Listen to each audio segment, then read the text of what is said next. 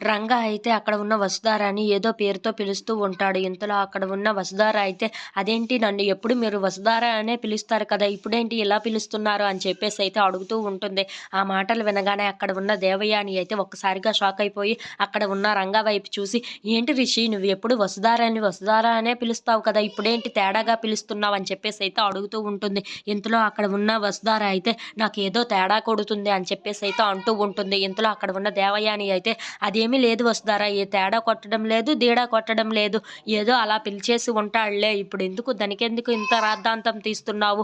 ప్రశాంతంగా ఉండు" అని చెప్పేసైతే అంటూ ఉంటుంది. ఆ మాటలు వినగానే అక్కడ ఉన్న వసుధార అయితే, ఇదేదో ఆలోచించదగ్గ విషయమే అని చెప్పేసైతే అనుకుంటూ ఉంటుంది. ఇంతలో అక్కడ ఉన్న దేవయాని మాత్రం, ఈ వసుధార ఏదో పసిగట్టేసినట్టు ఉంది. దీన్ని ఎలాగైనా ఆపాలి అని చెప్పి, "ఎళ్లి ప్రశాంతంగా పడుకోండి. ఎందుకు ఇంత టైం అవుతున్నా ఇంత పంచాయతీలు ఇక్కడ పెడుతున్నారు" అని చెప్పేసైతే అంటూ ఉంటుంది. ఆ మాటలు వినగానే అక్కడ ఉన్న రిషి అయితే, "సరే, సరే నేనైతే పడుకోవడానికి వెళ్తున్నాను" అని చెప్పేసైతే అంటూ ఉంటాడు. ఆ మాటలు వినగానే అక్కడ ఉన్న వసుధార అయితే, "పదండి రిషి సార్ నేను కూడా వచ్చి పడుకుంటాను" అని చెప్పేసైతే అక్కడి నుండి వాళ్ళిద్దరూ వెళ్ళిపోతూ ఉంటారు. ఇంతలో అక్కడ ఉన్న దేవయాని అయితే, "హమ్మయ్య! ఎలాగోలా కవర్ చేసేసాను" అని చెప్పేసైతే అంటూ ఉంటుంది. If you like this video please like, share and subscribe.